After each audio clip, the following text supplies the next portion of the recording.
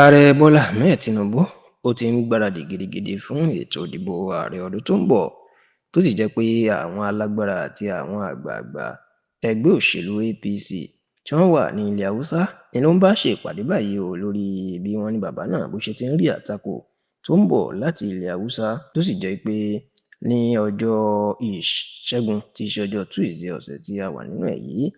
ní ààrẹ bọ́lá ahmed tinubu ni ó ṣe ìpàdé ìyẹn pẹ̀lú àwọn adarí ẹgbẹ́ òṣèlú apc àti alẹ́nulọ́rọ̀ ẹgbẹ́ òṣèlú apc ti ìpínlẹ̀ kaduna ní ilé ìjọba tí wọ́n pè ní aso rock tàbí aso villa làbújá. ẹ rántí wípé ètò ìdìbò ààrẹ ọdún tó ń bọ̀ kò tó ọdún kan mọ́ báyìí, bẹ́ẹ̀ ni kùrùkẹrẹ lórí ètò ìdìbò ọ̀hún ó ti ń lágbára sí i nítorí pé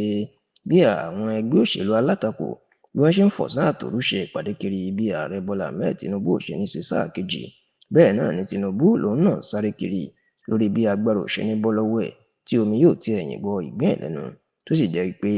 ní báyìí ààrẹ bọ́lá ahmed tinubu tí ó jẹ́ ọlọ́pọlọ pípé olóṣèlú wọn ló ti ń rí i pé àtakò ti ń wá láti ilẹ̀ haúsá ó sì ṣeé ṣe kí àwọn haúsá àti fúlàní wọ́n gbàbọ̀dé kí wọ́n tako àti wọlé sáà kejì òun nítorí pé ọ̀pọ̀ àwọn haúsá ni wọ́n ti ń darapọ̀ mọ́ ẹgbẹ́ òṣèlú alátakò pàápàá ẹgbẹ́ òṣèlú African Democratic Congress ADC.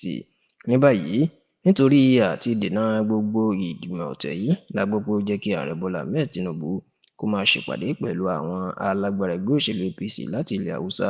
tó sì jẹ́ pé ọjọ́rú tí í ṣe wednesday ọ̀sẹ̀ tí a wà nínú ẹ̀ yìí ni ó ṣe ìpàdé pẹ̀lú àwọn alẹ́nulọ́rọ̀ àti adarí ẹgbẹ́ òṣèlú apc ìpínlẹ̀ kaduna. ẹni tó ṣíwájú wọn lọ sínú ìpàdé náà ó ní abẹnugan iléègbìmọ̀ aṣòfin kékeré làbújá the speaker federal house of representatives honourable tajudeen abbas, bẹ́ẹ̀ ni ẹni tó jẹ́ gómìnà ìpínlẹ̀ kaduna gómìnà sani uba òun náà wà lára àwọn tí ó wà nínú ìpàdé náà, bẹ́ẹ̀ ni sẹ́nitọ̀ àná ní ìpínlẹ̀ kaduna sẹ́nitọ̀ shehu sani àti sẹ́nitọ̀ sunday marshal tó ṣẹ̀ṣẹ̀ kúrò ní ẹgbẹ́ òṣèlú pdp lọ sí apc gbogbo anájọ kọ́wọ̀ọ́rìn láti ṣe ìpàdé pẹ̀lú tinubu. tẹlifíṣàn yorùbá Tòótọ́ gbọ́ pé nítorí àtakò tí gómìnà àná ní ìpínlẹ̀ kaduna malam nasir el-rufai tó ń ṣe sí tinubu àti ìjọba ẹ̀, èyí tó jẹ́ pé ọ̀pọ̀ àwọn ará ìpínlẹ̀ kaduna ni wọ́n náà ti ń wà lẹ́yìn el-rufai pàápàá bí wọ́n ṣe ti el-rufai mọ́lé tó tún jẹ́ pé lásìkò tó wà látìmọ́lé ní ìyá ẹ̀ kú lójijì. gbogbo eléyìí ni wọ́n ní ó jẹ́ kí ọ̀pọ̀ àwọn ará kaduna kí wọ́n máa sá sẹ́yìn el-rufai nítorí àánú wọn ṣe ilé láti gbọ́ pé ó jẹ́ kí tinubu tó tètè ránṣẹ́ pé àwọn adarí ẹgbẹ́ òṣèlú apc ní ìpínlẹ̀ kaduna láti bá wọn sọ̀rọ̀ pé ṣé kò séwu o, ṣùgbọ́n tí gbogbo wọn ti fọkàn ẹ̀ balẹ̀ pé